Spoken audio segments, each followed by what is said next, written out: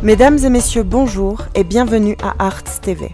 Dans le programme francophone hebdomadaire de Africa News and Views, je vais vous présenter les brèves de l'actualité de cette semaine sur le continent.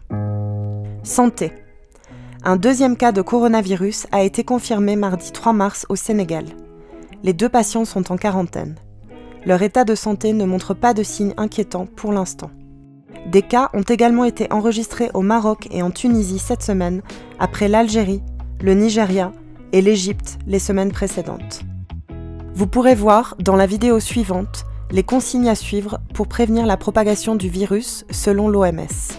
If you suspect you may have a coronavirus infection, please call your healthcare provider in advance and let them know you are coming. This can help them be prepared.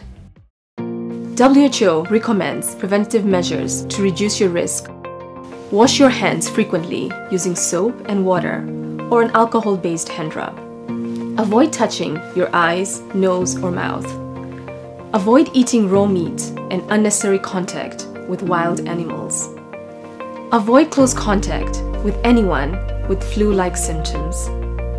When coughing and sneezing, cover your mouth and nose with a flexed elbow. Or use a tissue.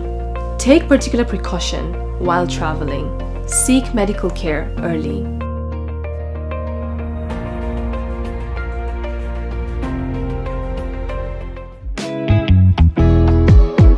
Élections. La Cour constitutionnelle a confirmé le 3 mars la victoire de M. Faure Gnassingbé à l'élection présidentielle du 22 février avec plus de 70% des suffrages. En Guinée-Conakry, un report surprise 72 heures avant la date prévue pour le double scrutin des législatives et du référendum sur la nouvelle constitution a été fait par le président en exercice, M. Alpha Condé, qui brigue un 3e mandat pour fin 2020. Le parti d'opposition, le Front national de défense de la Constitution, quant à lui, continue à appeler aux mobilisations dans les rues guinéennes. La nouvelle date du vote devrait être fixée dans les 2 semaines à venir, selon M. Condé. Le jeudi 5 mars 2020, le président ivoirien, M. Alassane Ouattara, a annoncé qu'il ne se présenterait pas pour un 3e mandat.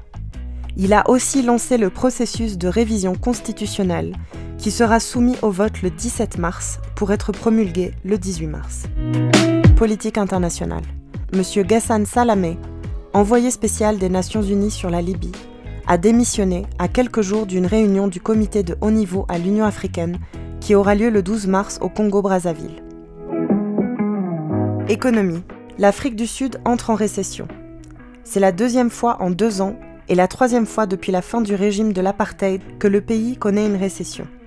En effet, au 4e semestre de l'année 2019, le PIB sud-africain s'est contracté de 1,4%, après s'être déjà contracté de 0,8% 3 mois auparavant.